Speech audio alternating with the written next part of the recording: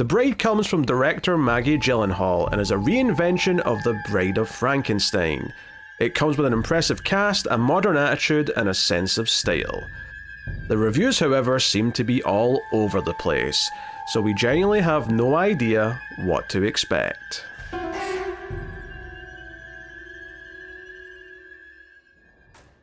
Welcome everyone to Screams After Midnight. I am Peter, and joining me as always is Tim. Brain attack, blah. This is a horror movie podcast that we get together to talk about film. It's that simple, and today we are talking about The Bride. So we'll start spoiler free as we always do. We'll give you warning before we get to spoilers. And of course, if you enjoy the show on YouTube, hit the like button, helps out a bunch. You can rate us on your podcast app 5 stars, and you can support us by going to Patreon and getting some bonuses for doing so. But I'll tell you more about that at the end of the episode. So The Bride is Maggie Gyllenhaal directing a new take on Bride of Frankenstein. It's got a little bit of an attitude, a little bit of a different vibe than perhaps past versions have done. And that's, we'll get into it and talk about it. But how are you feeling getting this one, Tim? It was interesting because I think when I first heard about the movie, I honestly didn't have too much interest. I mean, I do like, The Bride of Frankenstein, and it is about time that, she's gotten something that's a bit more focused on her. So I think, that is something that feels like, it's kind of been, coming for a while. Because I think there were some other things, I forget who's going to do it, but they're going to do a Dark Universe Bride of Frankenstein, I believe, at one point. And a decade ago, yeah. Yeah. But I mean, as much Frankenstein stuff as we get, even though The Bride is, a very cool, very iconic, monster, I feel like, you don't get that much stuff with her, and especially the stuff that's focused on her. So, it's an interesting project, but I like Maggie Gyllenhaal as an actor, but I wasn't too familiar with, her directing, so I wouldn't say I was, thrilled when I first heard about it, but when I saw that first trailer, I actually did get a little excited. I was like, oh, this has some style and looks like it's taking some swings and it looks like it could be interesting. And then I don't know if I just saw too many trailers, going to the movies or something, but I think by the time we got to whatever the second, and I don't know if there was a third different trailer or whatever, but I feel like the more stuff we're getting from it, the less interested I was getting, and then I was starting to get a little nervous and saying okay, maybe this could be less interesting than I thought, and maybe it could be potentially bad. But then it was kind of interesting going into it. Reviews started coming out, and I feel like it's been a while since I saw a movie that was maybe this polarizing. I think on the whole, more people are negative on it, but it definitely seems like there are some reviews that are way on the other end. I've seen plenty of reviews that are this is crap, this is a mess, this is so stupid. But then there actually have been a decent number of reviews that are the complete opposite, saying oh, this is a bold, imaginative, interesting take that oozes style and has grand performances and stuff. So I guess that was kind of maybe reinvigorated me a little bit. Okay, I figure no matter where I land on it, at least I'll have a strong reaction. So I guess there was maybe some morbid curiosity going into it by the time we're actually getting around to it. Yeah, that was the big thing that I was noticing just going in, is that by the time it came out, the reviews were, I think it's sitting at a 60% or something like that on Rotten Tomatoes, but it's very... That's not too bad.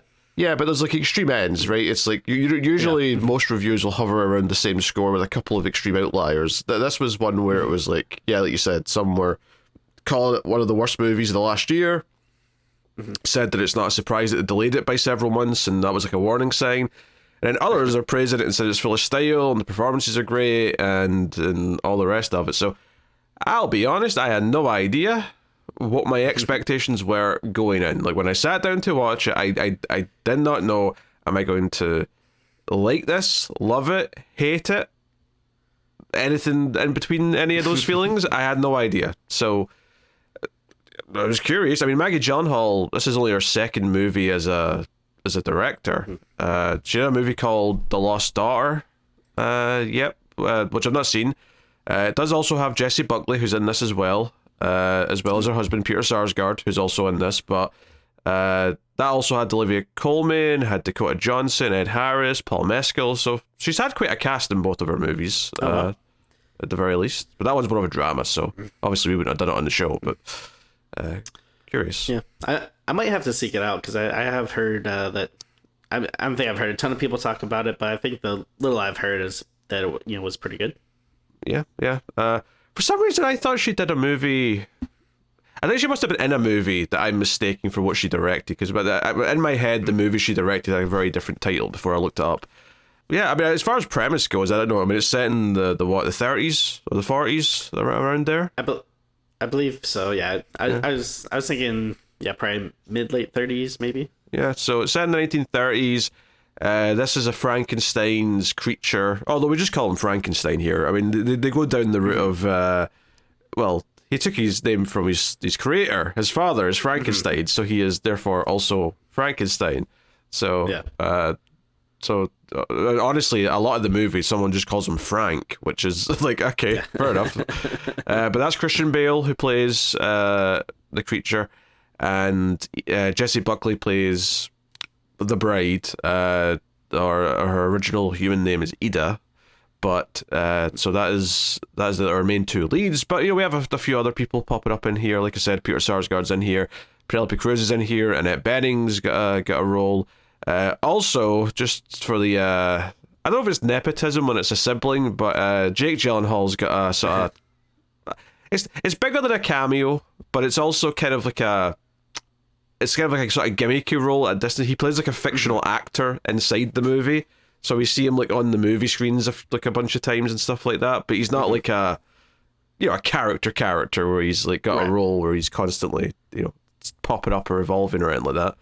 More than it's not a main character, but yeah, it's more than just like a quick cameo. But that's nice. Yeah, you never know, like with these siblings and stuff. It's like, oh, like they actually get along and talk to each other and stuff. And like, I imagine they must have a pretty good relationship, if he's popping up in her movies and, and clearly she, must, like spending time with them if she wants him on set and stuff. So that's kind of nice to hear.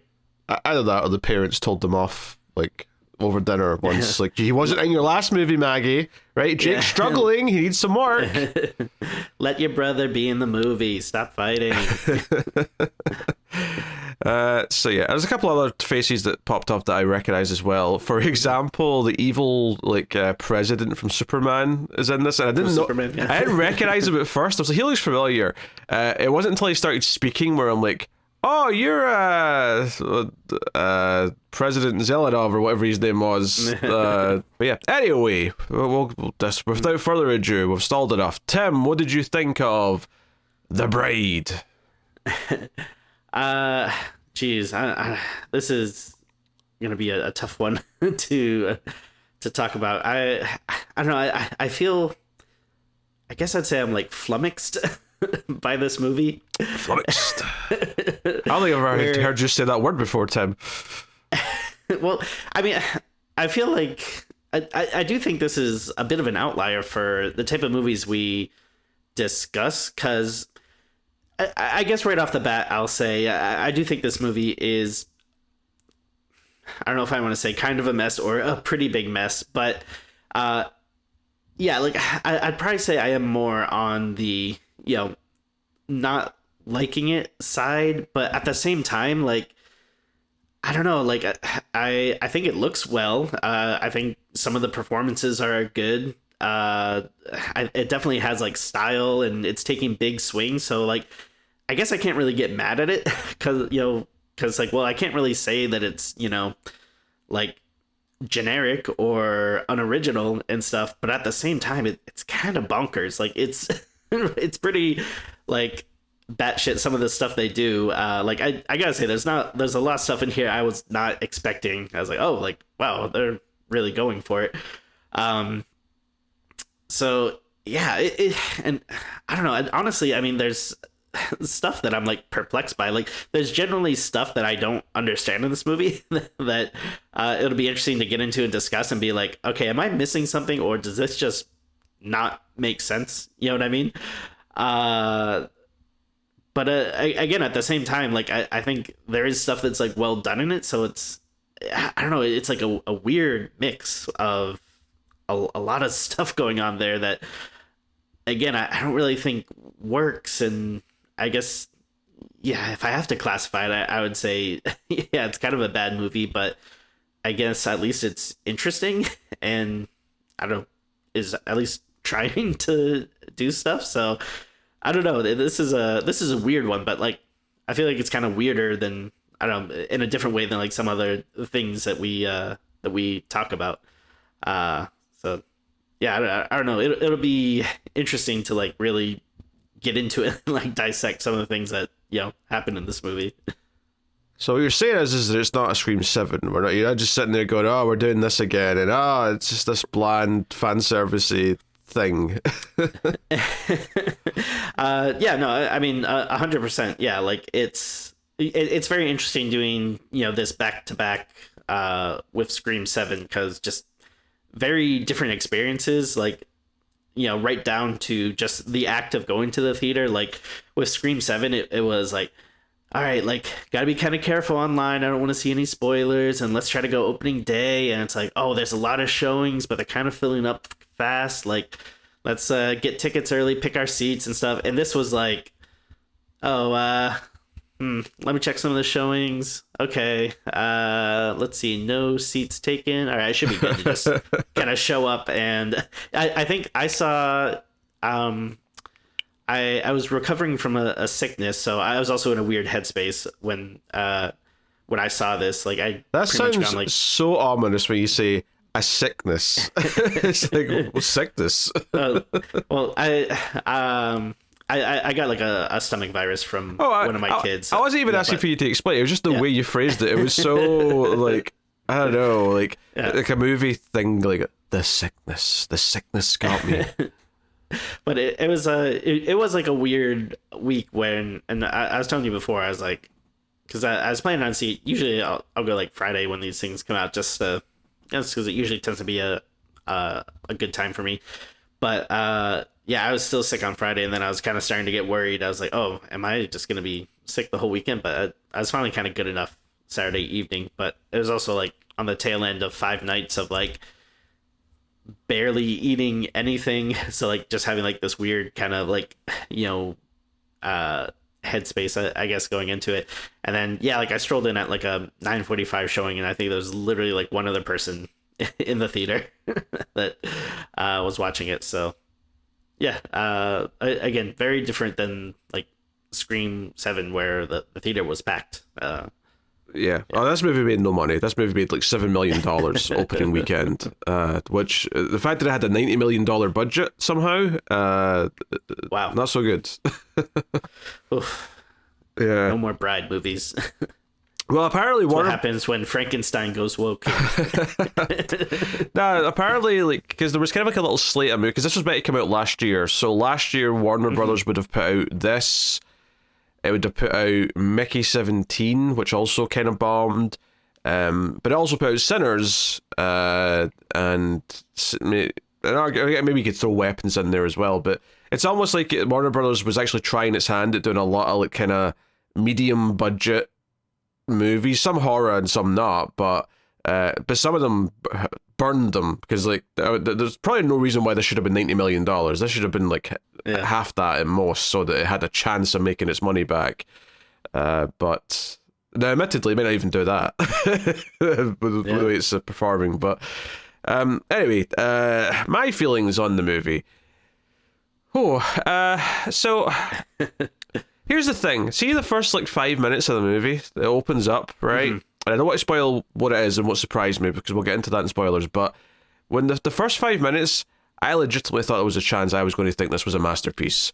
I think the first 5 minutes was like doing something so weird and unexpected, where I was like, I may love this. I may love what this is doing. And then the thing is that the once it actually sets up its story and it just kind of like, you know, plays out, it was less interesting. I mean, it was still doing weird stuff, and I still appreciated kind of the style and the performances of the two leads is pretty good, and there's, you know, there's some nice moments. There's an energy to it. It really feels like they cared about what they were doing, even though it maybe turned out a bit weird and a bit messy. And I can definitely tell this is going to have a cult following. There's going to be a dedicated core of people who are going to like this because it has like a weirdness to it, and someone cared about making it, which is good. But it's a bit messy, and I kind of. I mean, it's over the hump. Like, I don't think I'll be rating this under a 5 because I think there's just too much good and interesting things going on or being attempted in it, and it's not, you know, it's not this bland, lifeless thing. But ultimately, the actual story and where it goes, you know, it kind of wavers a bit, and you know, at a certain point, there's definitely a couple of moments where I'm like, oh, I didn't realize that we were still doing that, or I didn't realize that this character still thought that, and there's like, but then it's a big deal that they still think that, and I'm like, oh, okay, all right. So there's a little bit of a through line that feels like a little bit messy in that sense. So yeah, I don't know. It's got a bit of a weird Bonnie and Clyde type kind of sort of, you know, the way it plays out, with the couple on the run kind of thing. Yeah, I mean, I think the story is easily the weakest part. Like, there's something that kind of sets up in the beginning, and you kind of get this set. You kind of get the, like, essentially, I thought it was going to be like, you know, kind of like a simple revenge tale that, you know, kind of goes into this like lovers on the run kind of thing, and there's like elements of that stuff in there, but then. Yeah, it kind of, like you're kind of saying, like it feels like it forgets sometimes, like I guess maybe the one like plot line that it's exploring or whatever, to the point where, yeah, like they'll start doing this one other thing, and then like, yeah, you realize like, we're still, you know, concerned with this character, or this person's coming back, or whatever. Which, I mean, I don't know, like some people might like kind of the like messiness of it, or like, I don't know, maybe, I don't know if people think it like gives it like kind of like a B movie, you know, kind of charm or something. But yeah, maybe if it's just a bit more focused, like because like we were saying, like there's definitely style, and I think, you know, Gyllenhaal like clearly knows what she's doing. Like, you know, she's going for like a look and aesthetic, and, you know, the performers are both really good. Like Christian Bale is kind of great as Frankenstein, and I mostly enjoyed you know, was it Jessie Buckley that does that's the bride. Like, there's one aspect of the character that I wasn't a big fan of, that we'll get into, but I mean, otherwise I think she's doing like a pretty good performance, and then same with like, you know, a lot of the side characters and stuff. But there's a lot that's going on in this movie, so maybe it just needed to be a bit more focused or something. But yeah, I mean, I guess at the end of the day, I would much rather take something like this that is messy, but at least is interesting and taking big swings and stuff, than... It feels like a person made it. You know, it feels like someone had ideas. Yeah. They don't all work, but they're trying something.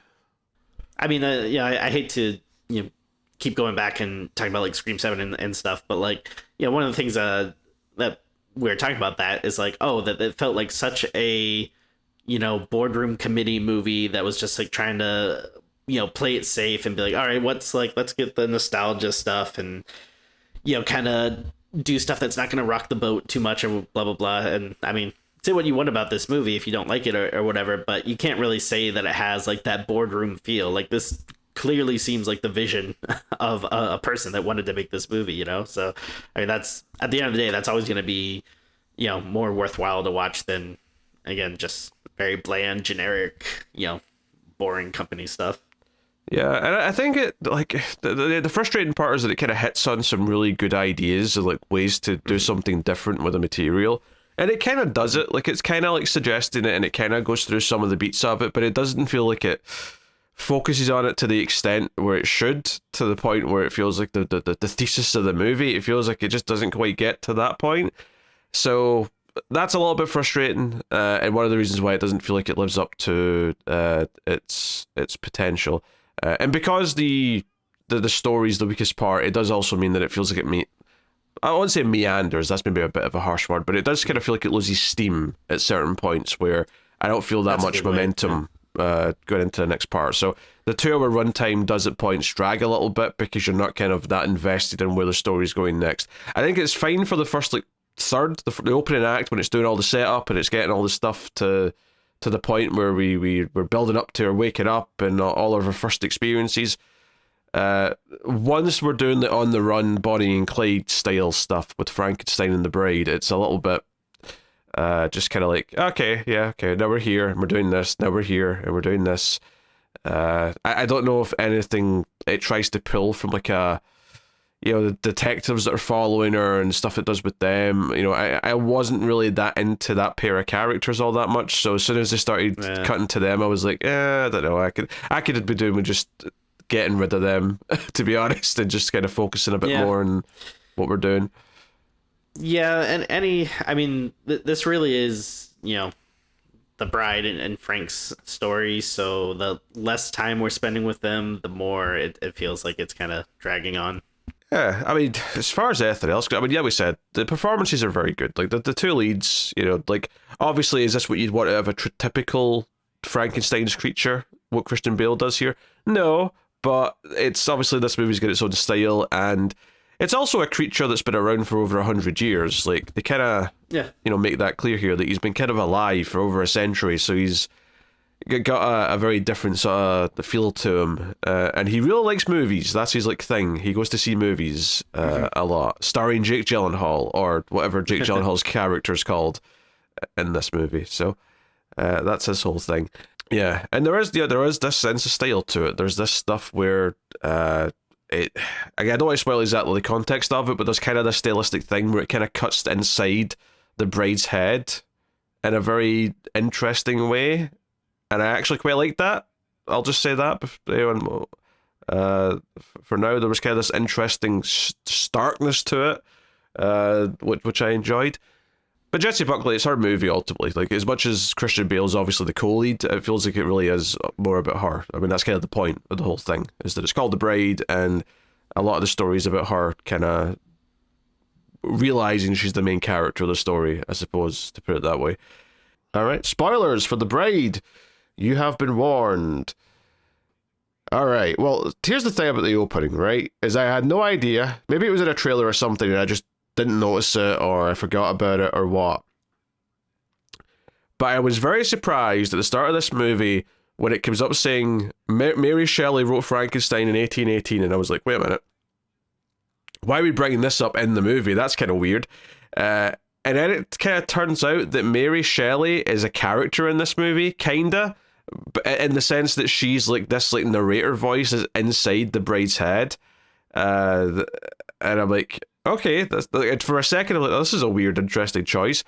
But the way it was actually intercutting with the opening scene, and the opening sequence is basically just like the last, little chunk of Ida's life, right? We see her at a nightclub / restaurant, and she's getting kind of wacky, and it's like these weird intermittent cuts to Mary Shelley screaming in her head and saying various things. Here comes the mother effing bride being the big one that stuck out to me. When she's setting up the story. But yeah, it basically starts off with this dramatic, you can almost imagine one actor on stage with a spotlight, surrounded by darkness, speaking to the audience. That's kind of the vibe that you get from Mary Shelley in this. This is maybe a dumb question, but was that Jessie Buckley doing Mary Shelley as well? It looked like it was her, yes. I haven't double checked it, but I'm pretty sure that was her. Yeah, because especially because their voices sound so similar when they're doing the voice. I definitely agree that I like stylistically. I think this does look pretty cool, and yeah, I thought it was neat whenever they would cut back to inside her head. Especially as the movie goes on, and you have different kind of, I guess things they introduce in the brain or whatever. But I don't know. I'll be honest. Like, I'm not sure I completely understand like what was going on. Like, it seems like so obviously like we're to believe that Mary Shelley's like. Well, actually, I wasn't completely sure if like if Frankenstein the book was like real in this universe, or you know what I mean, like if people knew like Frankenstein was like a book and a character, or if not, because seemingly like Mary Shelley is real or whatever, as like a ghost or something that's now like possessing. That's an interesting reading. That, why do you think Mary Shelley's real in this universe necessarily? Because she's like possessing what Ida's character. I mean, I guess technically technically that's true.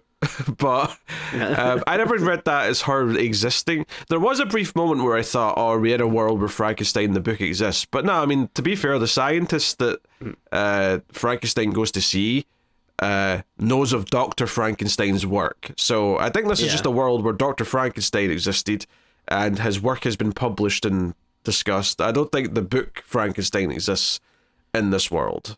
I think Mary Shelley, the idea of Mary Shelley is more of like a meta thing, where it's like, because the way the opening intro kind of, I mean, again, she said a lot of stuff, so it was hard to kind of like take it all in, but the vibe of it was like, oh, there was stuff Mary Shelley wanted to say when she was writing Frankenstein, but couldn't because of the times, and like this was kind of like her, like all the stuff she had to contain, all the stuff that she couldn't say because she was a woman at the time, is like pouring out of her into the bride character throughout this movie. So it was almost like the spirit of Mary Shelley in the real world was possessing the character of the bride in this modern version of Frankenstein.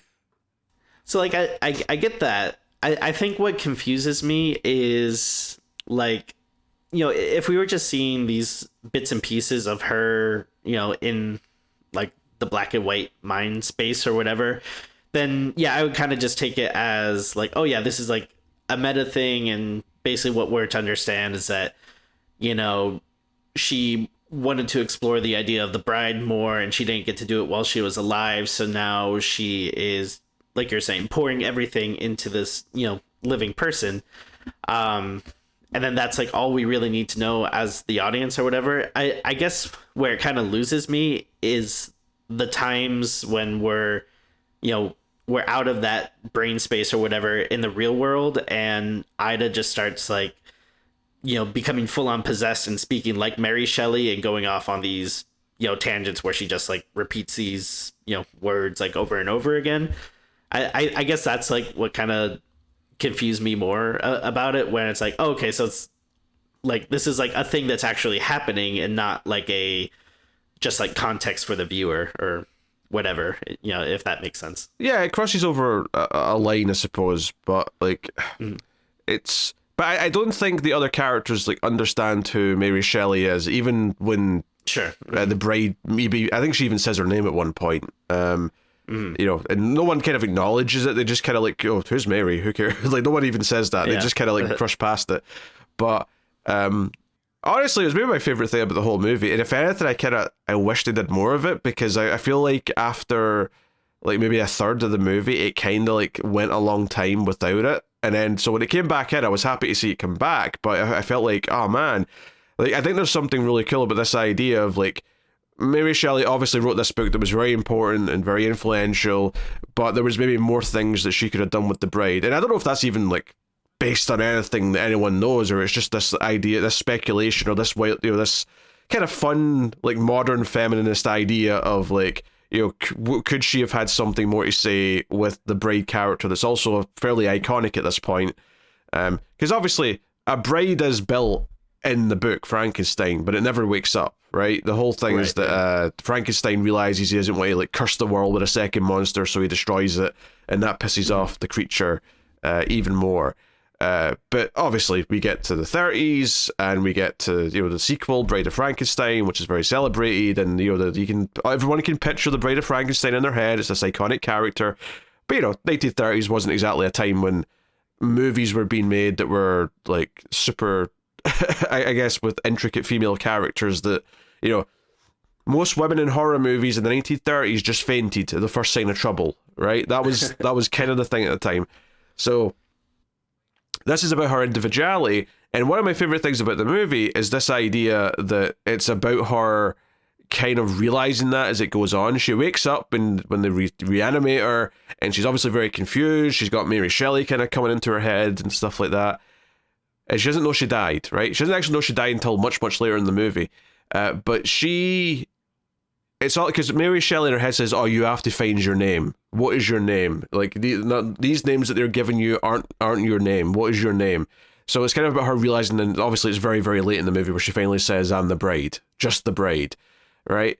But I like this idea, and although it's a rocky road at points to get there, because I like the setup, I like the Mary Shelley in the head, and I like the idea of like this is her story, where she's not just connected to Frankenstein. She's important on her own. She has self-value and that kind of thing.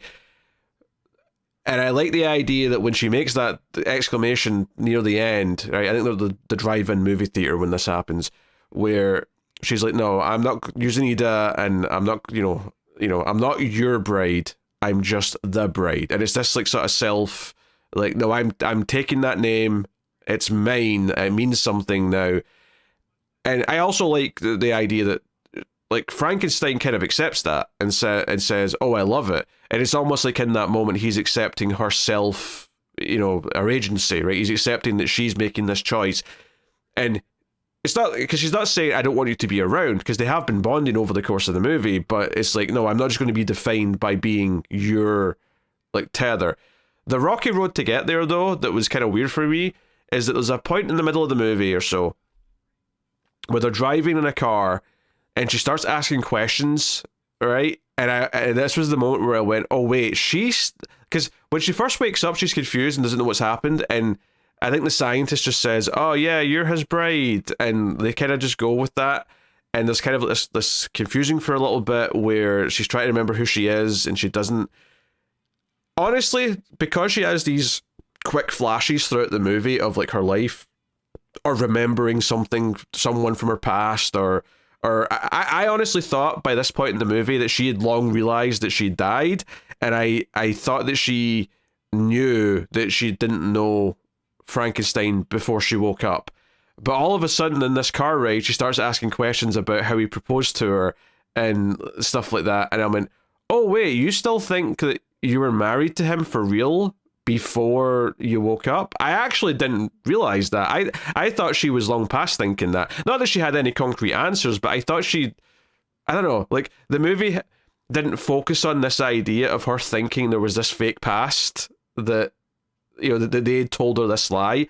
Because once it was brought back up, I thought, oh, there's something interesting here to this feeling that she's going to feel betrayed, that Frankenstein's creature has lied to her, and that she's been effectively put into this role of his bride without any choice, because she never chose to be reanimated. She never chose to be killed either, obviously, but she never chose to be reanimated. She never chose to be this thing, but she's been put into this position and expected to fill this role. So there's a lot there of like, oh, just like the expectations, and obviously this idea of like what a woman's place is a theme throughout the movie. We see it with the detective characters where Penelope Cruz is like, none of the men are taking her seriously. A woman detective? That's preposterous.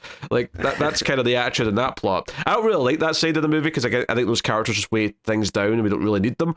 But it adds into the themes that we're getting to here, and it's this idea that the bride is more than just the bride of Frankenstein. She is a character in and of herself, and that's what the movie's about. And I like that that's what the movie's about. It's really shaky, like how we get there, because I feel like it's not clear that she still is thinking these certain things, and I thought we were way past that. And then all of a sudden it's like a major plot point that she still thinks that like she knew him and she just doesn't remember it. I found elements of it very frustrating, even though I really like the idea that they're going for with her kind of like realizing what she is and taking ownership and and being, no, I am the bride. I am not just a bride, I am the bride. Yeah, I think, yeah, like a shaky road or rocky road is a good way to put it. It's just kind of maybe a bit unfocused because at the core, I think it's a very, worthwhile, interesting idea, but it's not even like necessarily like we lose the plot. It's just like there's kind of these wild divergence, and then we come back to it, and then like they'll bring up something that you kind of forgot about, and so it's just a little all over the place, which is a shame because it could have really been maybe something special if it was just tightened up a bit and maybe focused a bit more.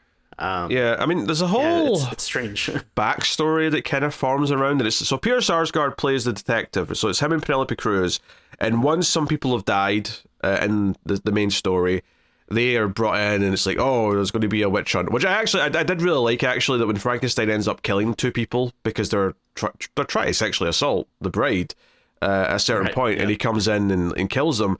And you get that he's quite kind of a pacifist now. He tries not to use violence, but he kills these two people quite harshly. I love how he immediately is like, oh, I need to go. It's not safe to be around me. There's going to be people. Like, I've been through this before. I like this idea that he has went through, like, all the lynch mobs of the end of Frankenstein. And he understands and, like, fears it. And he's like, oh, no, like, things calm down over the years. They've all forgotten I exist. They all assumed I died or whatever. But now there's going to be people chasing me. And I'm like, okay, I like that kind of, that context of it. But once the detectives are brought in, though, and it's like, okay, we're chasing them across the country, and we keep cutting to these detectives. Like I said, I wasn't really into their vibe or dynamic, but the other big thing that comes out of them is that when Peter Sarsgaard gets to, like, at the same scene as the bride and he sees her, he has this little flashback that says that he knew her beforehand, and that leads to, one, the idea that he cares about her because they did have a romantic past, which I already thought was like a bit, okay, whatever. It feels a little bit movie, like, contrivance or just whatever. But then it's like, oh, there's this whole backstory where she was actually working undercover for him because when she was killed, she was at, like, a mob boss's restaurant, and because she said something mean about the mob boss, that's why she was taken care of, quote unquote. But she was doing this for this police officer, who, like, she was officially working undercover, but then there was even more details to it where it's like, oh, the case got scrapped, but she still felt like she was close to something, so she still kept working undercover for him, kind of off the books, and it led to this. And, like, I get that maybe you're like, oh, she was kind of being used and, like, these men's games to try and solve something. I can kind of see how you could tie it into the themes of the movie. But to be honest, I was like, I don't think you need any of this. I think there's enough meat on just she wakes up, she's expected to be this bride and connected to this other guy, and she has a journey of realizing that she's not just that. I don't think you need all this backstory about her being undercover for the police. No. I feel like it would have made more sense if... Cause I think for a while where I thought the movie was going is, she's... I guess kind of killed by these mob people, but although it kind of seems like a bit of an accident because it's like, like they're kind of having this talk like outside because it's the opening scene. Like she gets possessed, and that's when she's ranting and raving as like Mary Shelley, and they're kind of like Jesus, like what's going on with this lady? And like they take her outside to talk, and then I don't think they like it, I don't know. To me, it didn't seem like they like were willfully trying to kill her. It's more like they're scuffling a little bit, and then she kind of maybe got pushed too hard, and then like had like this really gnarly tumble down the stairs. I think it's recontextualized later. I think it's like, oh, maybe this was an accident, but later on it's like, no, and maybe it was an accident, but they were just planning on killing her later anyway. Like, yeah. So, but yeah, she goes down the stairs. Yeah, and we get like her like head hitting off of things and whatnot. So. Yeah, so like a lot of the movie, I was kind of thinking like, oh, she's going to slowly learn about her past. And then when she remembers like, oh, those guys killed me or whatever, it's going to become this kind of like revenge movie. It's going to be a Frankenhooker-esque. She's going to hunt down the mob boss and the guy that pushed down the stairs and all that stuff. But it's weird, though. Like it never really becomes that. Like it is a kind of like Bonnie and Clyde criminals on the run kind of movie, but you know, it's never like they have this goal where they're, you know, specifically trying to, you know, get revenge on these people or whatever. It like kind of just like it's happenstance, you know. I mean, So you're right. A goal probably would have been good. Now, I don't know if the revenge goal would have been the right, because that would have been playing on her past again, and I don't know if her past is the most exciting thing in the world. But again, I guess if they didn't go into it, because see if she wasn't undercover and we removed all that stuff, and it was just no, she was a working girl who was at this dinner, and she got killed because she pissed off a man in charge, and she realized that and wanted revenge. That would be fine. Like, just go do that. And the funny thing is that he does get his comeuppance, but it kind of happens like as like a mid-credit kind of little like, you know, ribbon, and it's not even like the bride and Frankenstein that do it. It's actually kind of the cult, because what part of the, again, this is another part of the movie that feels like it's not developed that much, but like halfway through, because she becomes kind of like famous for like some of the speeches she makes and some of the like the incidents, and she gets a bit of a cult following where women who feel like they want to take power back, or I say back, I guess they never had it in the 1930s before, but you know what I mean, like they want to like rebel, so they all start like painting like the same sort of like mark on their cheeks that she has, which is basically from when she reanimated, she like spits out this fluid that they had in their mouth, and it stains her skin permanently, so she has this kind of black splotch going across her. It's basically her equivalent of the streak through the hair. Her hair also does tend to have that kind of crazy frizzy. It's not sticking all the way up straight like the original movie, but it's she has a frizziness to it that's definitely there. Yeah, I like her look. It's you know, I like that they tried to do something different, you know, than the, you know, iconic universal look, but at the same time, like, yeah, they did try to, you know, do this thing that's like, you know, it gives it this a specific look to it. So I did enjoy that aspect of it.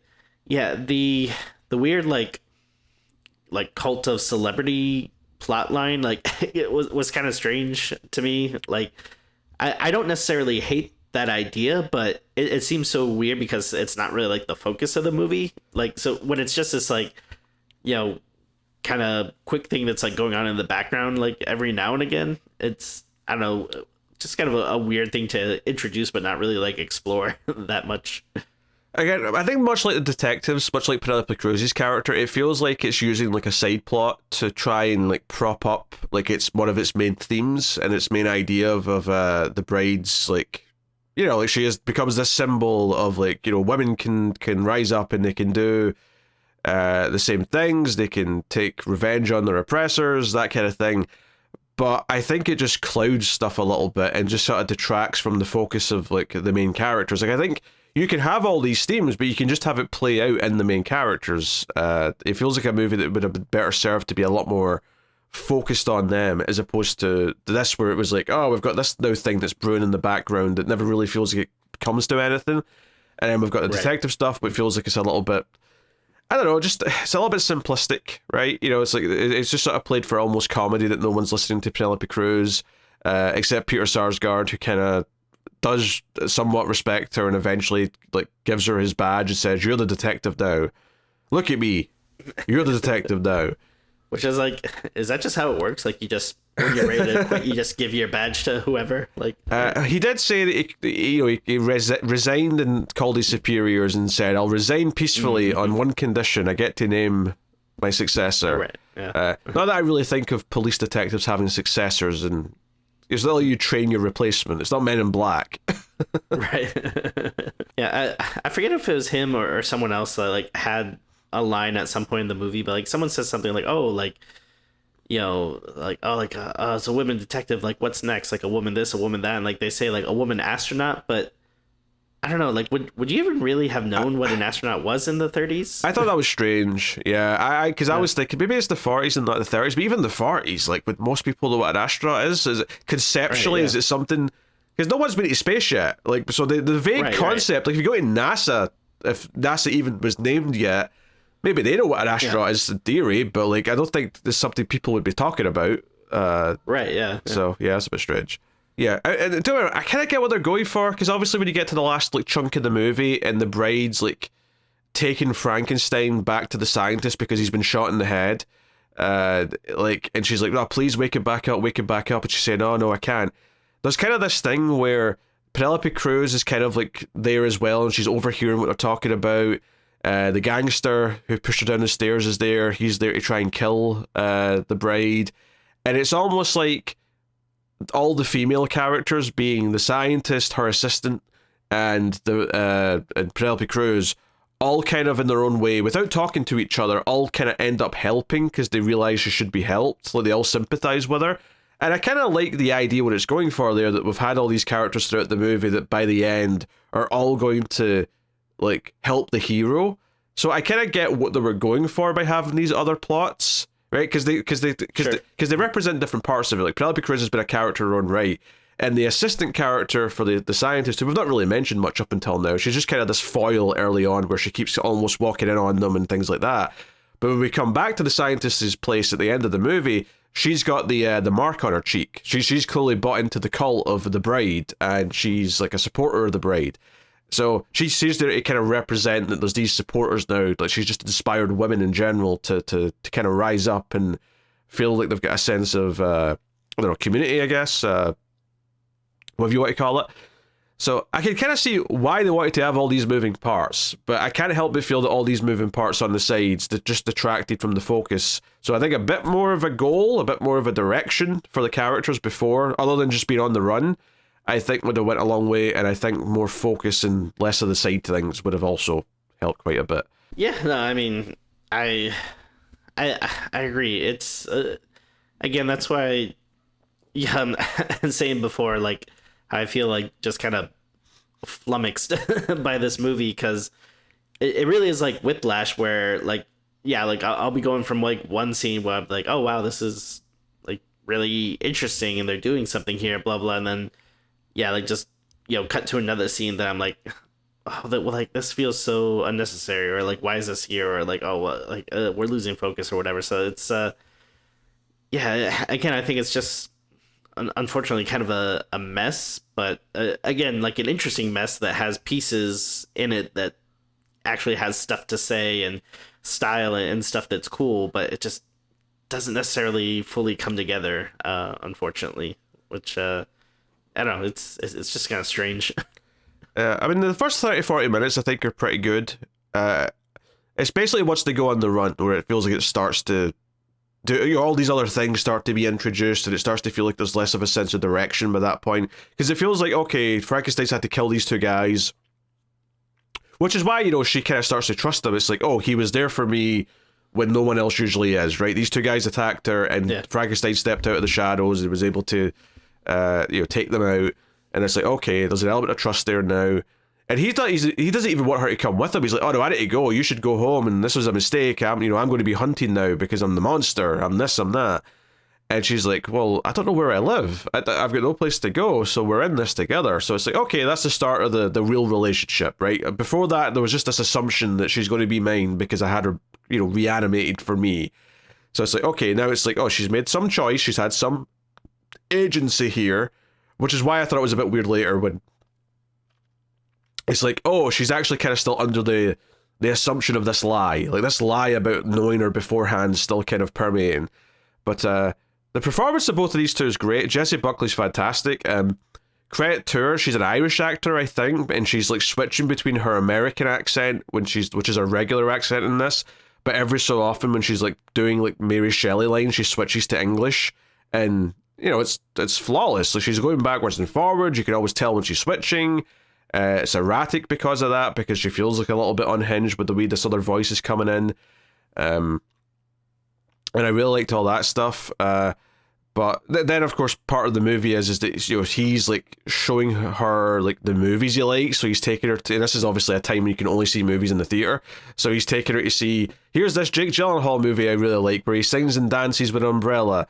And that's the other like stylistic thing they do in the movie, is that he keeps like sort of picturing himself in the movies, either as the main character dancing or as someone in the background as Jake Gyllenhaal dances and sings.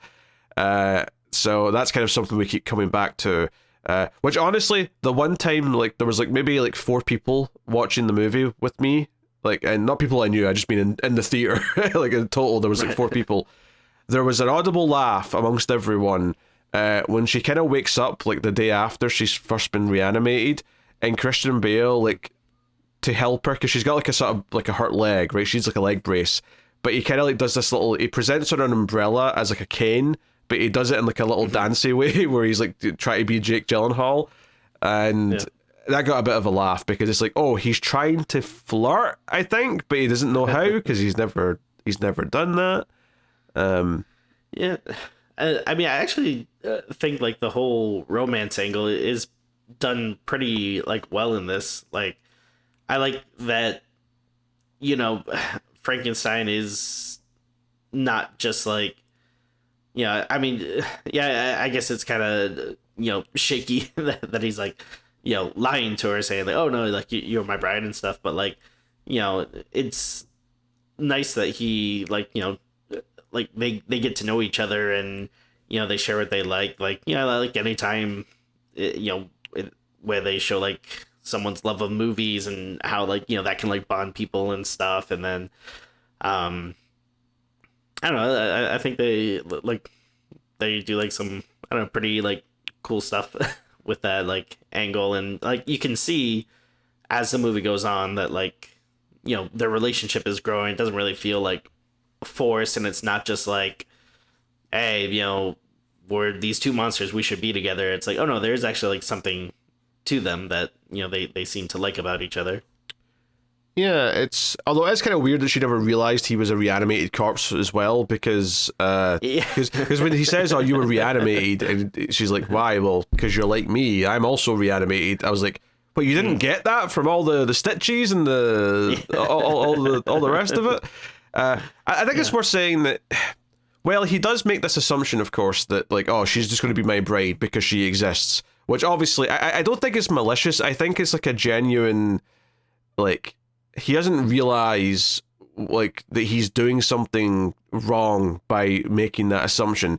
It comes from a very genuine place of like, I'm lonely and there's no one else like me, so if there's someone else who's reanimated, like you know, is it wrong for me to want that? And I don't think it is wrong for him to want that, but obviously when you create someone for the purpose of just being yours, inherently that's putting them into a box. So it's kind of like, I don't think it villainizes Frankenstein, and I think it's a big deal that when she does have her moment of like, no, I'm not going to be the bride of Frankenstein, I am the bride, and he's like, I love it. Like he kind of like, you know, accepts it, and he doesn't even seem to mind at that moment that she just sort of said, no, I'm not marrying you, because it doesn't seem like, oh, I'm not going to be with you, we can still be together, but like, I am the bride, I'm not just going to be defined by what I am to you.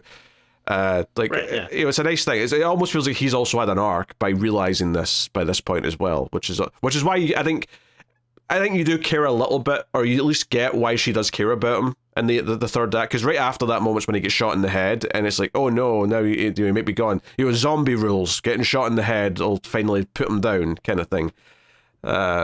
So I do like the gist of what it's doing here. I like what it's trying to say here, and I like, but you know, fundamentally though, there is a lot of this movie where it's like they go to a new town. All right, we have to go and see a Jake Gyllenhaal movie and watch it, and you know, and there's some interesting stuff that again feeds into the themes. Like they go into one of the movies about halfway through, and there's like a boyfriend and girlfriend kissing in front of them, but the boyfriend starts like try to go further, and the girlfriend saying no.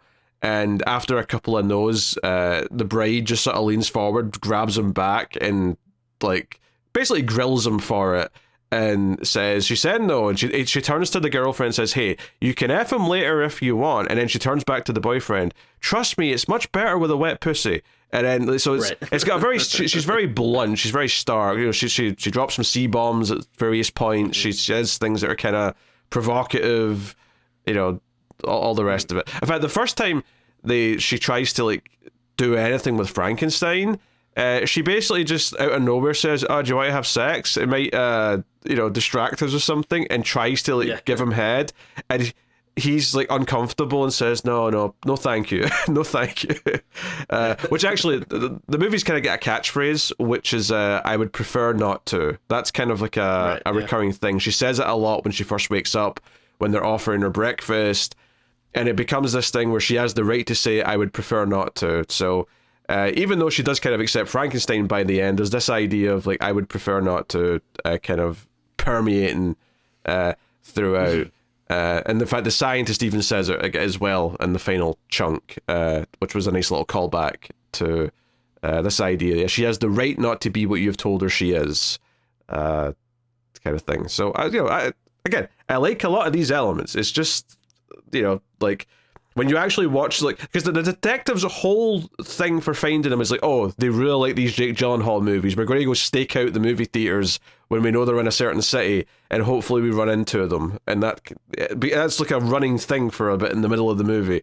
It's not a bad idea, because then, yeah, like, it gives them, a way to catch them or whatever. But I agree with you said, like, I didn't find the detective characters that compelling, so I didn't really care too much about it. Also, I mean, again, I thought it was kind of confusing, because at first I thought they were like, oh yeah, are they like police detectives? Which, if they are, like, I feel like they wouldn't be like crossing state lines like all the time, but then, so I was like, wait, but then are they like a private detective?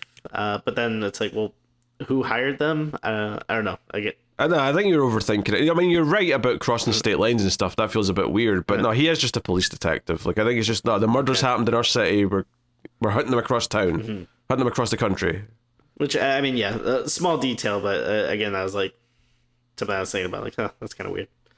I'm trying to think, like, it is funny, because it is kind of a long movie. And it is, like, pretty crazy, but, like, I don't know, as we're sitting down and trying to talk about, like, I'm trying to think of, like, all right, like, what are some other big moments, like, we haven't talked about and stuff, and, like, I don't know, I guess there's a lot of stuff, like, that we didn't really go into detail about. Like, there's, the scene where, like, they're on the run and they actually, go to, like, some fancy, like, I don't know if it's in New York, it's not like Hollywood, but it's, like, Hollywood actors and stuff, kind of movie party people, and he actually meets Jake Gyllenhaal's character. Yeah, because they almost go to the movie theater the police are at, but she's the one that says, no, we've already seen this one, and, like, drags him to the other one, which I think is where the boyfriend-girlfriend thing happens.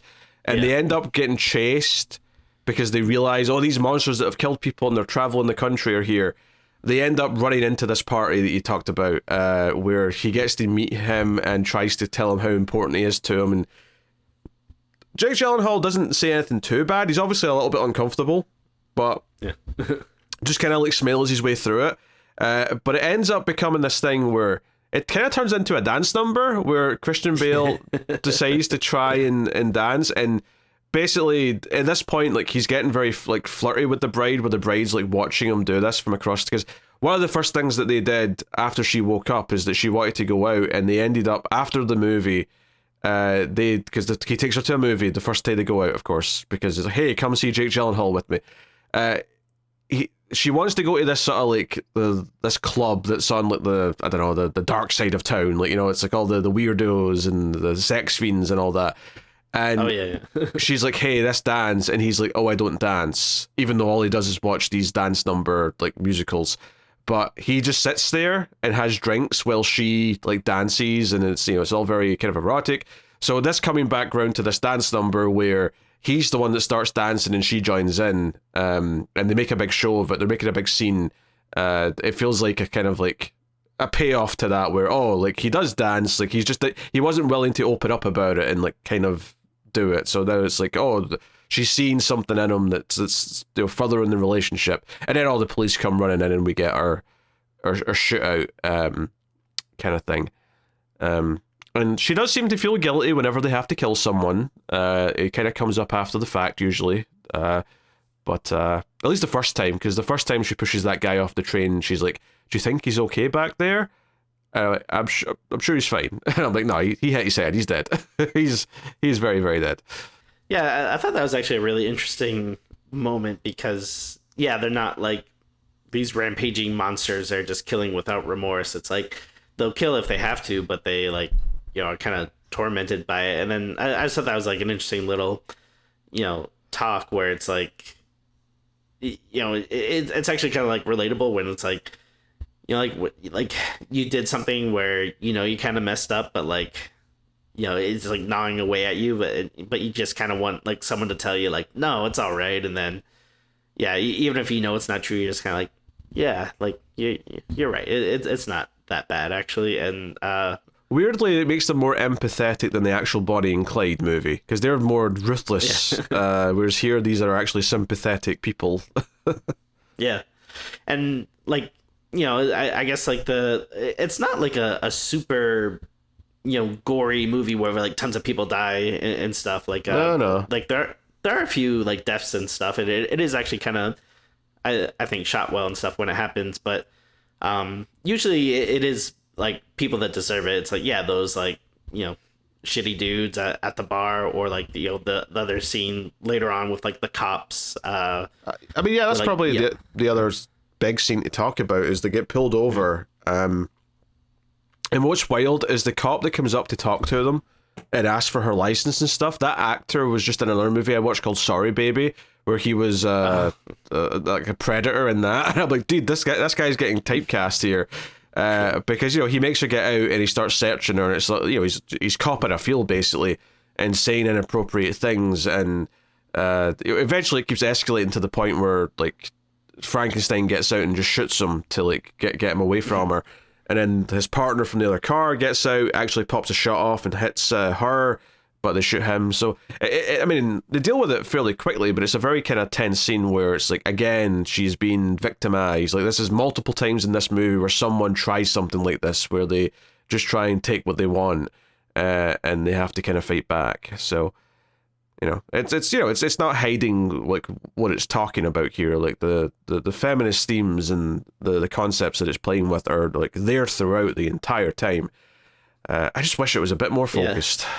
It is kind of an interesting idea though, because I feel like a more typical movie, the idea would be like she starts off as a human who's a victim, but then becomes this monster who is like all powerful and just like isn't gonna take it anymore. But then like there's these instances like this where she is still getting taken advantage of, even though by now we know like, oh no, like she's awesome, she's like a badass and everything, but like things like that can still happen. I mean, I guess maybe it's try to get to the idea of like it could still happen to anyone. Like, even someone who you think of as being a badass could still be in this position and still need help, or still needs or isn't at the point yet where she can't completely fight back herself. Or there's still like a trauma there where she kind of maybe locks up or doesn't know how to like react to it. So and it's kind of interesting as well, because like you were saying earlier, if this did just go the revenge route, you would sort of think of it as, she's just going to become more and more of a monster, a sympathetic monster, one that we kind of root for even, but it would just be a little bit more traditional in that sense. But it's kind of interesting that her goal in the final act is just to save Frankenstein. It's like she's realized she does want him around. So it's like, she's realized her self-worth, but she still cares for a man. She still wants him to be there. It's a little bit more nuanced. It's just that the movie's script isn't good enough to really carry the nuance home, which so it's a little frustrating. But like, none of it comes from being like unimaginative or bland. It's all just teaming with ideas. It just doesn't all fit together, sadly. Yeah, no, it's. I mean, I don't think it was like a chore to watch or anything. Like, maybe it's a little frustrating, not in a like. It's weird because I say frustrating, but it's not like it made me angry. But like in a way, though, where it feels like, man, like this could have been like maybe something that was like really cool. Like there's clearly a lot going on here that, maybe if it was just tightened up a bit, focused a bit more, it potentially could have been like something pretty special. Instead, it sounds like maybe we're a bit more positive than like some of the general reviews out there. Well, I think some people are just probably not thinking about it. They're just sort of not liking it and not even thinking about why, so they're just shitting on it. Yeah. But I mean, I think it. I wouldn't agree with someone that is just like, I mean, everyone has their opinions, but if someone's just like flat out like, oh no, this is a piece of shit, like one of the worst movies I've ever seen, it's like, I mean, obviously that's your opinion, but like that seems a bit harsh for me. but I wouldn't fault someone that maybe thinks it's necessarily a bad movie or something, because yeah, it is pretty messy. But again, there's a lot of stuff though that is good and could have had potential, and yeah, so I don't know. It's just weird. Yeah, and like I was saying, just to sort of do the ending a little bit here, is when the police all come in and the bride's been killed because the original person that killed her like shoots her in the head, like, you know, she sort of slumps over Frankenstein's body, and it's kind of this sad thing. But Penelope Cruz has listened to enough of the conversation that she realizes that, oh, maybe they can be brought back. So she intentionally tells all the men to get out and give them a minute to like prepare, you know, their whatever, and sort of says, hey, you've got, you know, whatever, how much time you need, scientist lady. It almost like wink wink, if you do something here to bring them back, that's okay. And the final shot of the movie, after we see some lightning flashing from the window, is we focus on their hands of both the bride and Frankenstein, and the final moment is just both their hands kind of starting to move, but they're already kind of holding each other's hands, like they're sort of, because they're sort of sitting like this, and they just sort of both sort of go like this and clench as if, oh, they're both alive. Cut to Monster Mash in the credits. Yeah, I don't mind that, the actual ending, although I don't know if like Monster Mash maybe is a bit too on the nose. It's a bit on the nose, yeah, I think that's fair to say. But I mean, the general idea of the ending, though, I think is fine. That yeah, it's like, okay, they're kind of being given a second chance, third chance. I don't know, but well, third chance at life. Well, third chance at life for her. I wouldn't really say that Frankenstein's creature was a second chance for him, because he was kind of a new creation. You know, he wasn't like someone who came back. True, yeah. But it's a second chance for the relationship, for sure. Yeah. It's funny because, like I said, that opening 5 minutes when it was doing all the quick cuts to Mary Shelley screaming in her head, and she was starting to act out and say things that was making everyone uncomfortable. I was like, oh, I'm getting what this movie's doing. She's saying stuff. She's a woman who's saying things that are making the men uncomfortable, and they're going to kill her for it, which is going to lead to her being the bride, you know, and be reanimated, and maybe there'll be a revenge element, maybe there'll be this or that. But I thought it was going to be a lot more like, I don't know, just really focused in like direction, you know, led, where it was like, oh, there's like a goal in mind, there's stuff to do. And it just, you know, well, I like parts, like there's definitely aspects of the relationship between her and Frankenstein that I do think are good and feed into the themes. Also, at times, it feels like we're just kind of like sticking around with them traveling and go to the movies, which, by the way, he goes to the movies to heal. Whenever he's like hurt, he goes to the movies, and it's like Superman under the yellow sun. Oh, I watched Jake Gyllenhaal. I feel right as rain all of a sudden. So, don't know what to read into that with, but very good. Yeah, I mean, maybe it's a bit corny, but I don't know, like, I kind of like that stuff. Like, you know, as someone that, you know, loves movies and loves going to the movies, and I don't know, I kind of like seeing, you know, like, I mean, there's definitely movies that have, like, you know, the film nerd characters that are just, like, annoying or whatever, but, you know, in this instance, I thought it was kind of like a nice, like, little... Yeah, oh, like, it's cool. He likes movies like we do. Like, I don't know. Yeah. And I think some of the things that she yells out in that first scene when Mary Shelley's voice is coming through her, I think she is just saying lines from Frankenstein when she's talking about, like, a handful of dirt and stuff. I'm pretty sure that's just lines of, like, sure. them digging up bodies or something. I mean, again, it's been a long time since I read it. I can't remember exactly. Right. But it sounded like book prose. It sounded like stuff from the novel. No, super interesting movie. Has a lot to say. It's just very messy in the end, but I can totally see it getting a cult following because the performances are good and it has a lot of style, and it'll click with people in a way that I think will last and endure. It'll probably never be something that is made money, and I guess that's okay. We'll just have to live with that. But it's interesting. Yeah, I think you're bringing up a good point, like a cult following. Like, I could see this being kind of like a midnight movie. Like, you know, I could see like some theaters playing it and people coming out and doing it. Like, I can definitely see it having that kind of status. I don't think it would be one that I necessarily... I'm going to go out and like pre-order the Steelbook and watch it a bunch of times. But like, I could see myself in the future, like, down the line, if it's been a while and I haven't seen it and it's like streaming, or if I buy like a cheap digital copy or something, like I could see me, throwing it on again in the future. Like, it's not something that I'm like, all right, got it out of the way. Never gonna, see these eyeballs again. But yeah, I mean, there's enough there to it that it's like, yeah, I could see myself rewatching again at some point. I could see it being a hit with some like teenage girls. Like, not that they should be watching it too young, just because of some of the content, but I feel like, some 16-year-old girls could be watching this and feel quite empowered by it and like love the alternative factor to her. She's a bit alt and gothy and stuff. Like, I could see it hitting with a certain crowd in a big way. Yeah. All right, Tim, what are you rating The Bride out of 10? It's kind of tough,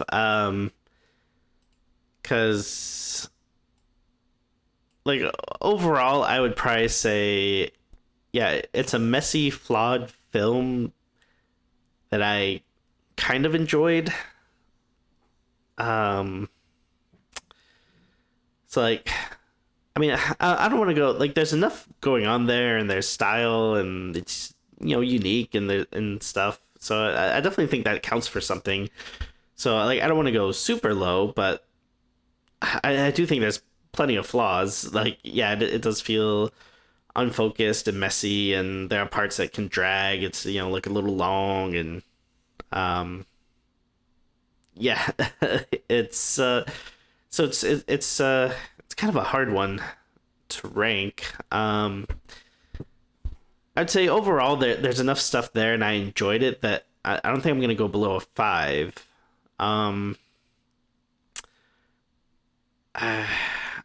I guess I'm trying to think though, like, if I want to go as high as like a 6, which I think, I don't know, I guess I'm kind of bouncing between like a 5.5 or a 6.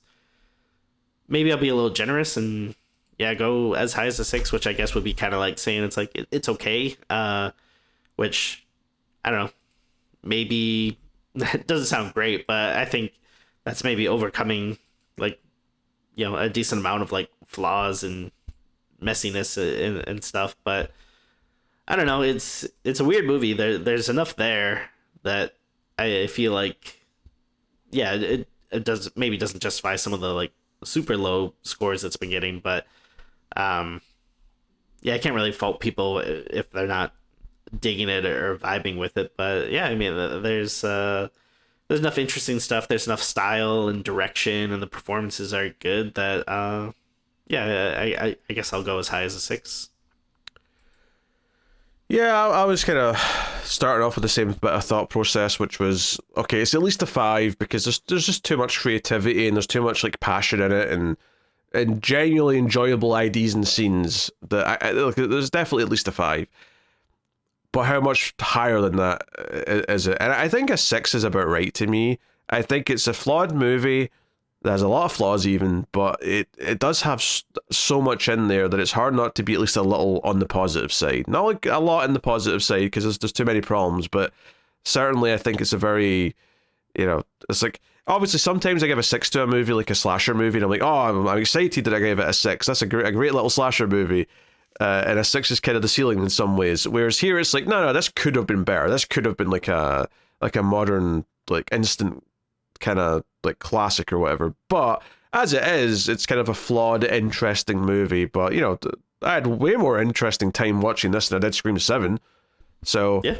I suspect I'll probably have had a more interesting time watching this than Ready or Not 2, which is coming out in a couple of weeks. So I'm also going to agree with a 6. I think that's a very, very fair score here. But one that's like admittedly a little tough to arrive on, because it is such a, there's highs and there's lows, and you have to kind of parse that out a little bit. But hey, it's certainly not like for everyone. Like I wouldn't blindly recommend this to someone, like, if I didn't know their tastes. Like, there's definitely people I know that I'm like, oh, like, you appreciate, things that are a bit more creative or weird or whatever, that, like, you might like this or whatever. But yeah, this would be like a hard one to just kind of go up to like a stranger you never met and be like, oh no, you gotta check this out. I mean, I don't really find myself going up to strangers I've never met and recommending any movies, to be honest, Tim, but... All right, well, that is The Bride. Next week on the show, we can go lower, everyone. Don't you worry, because next week we will be talking about The Strangers Chapter 2.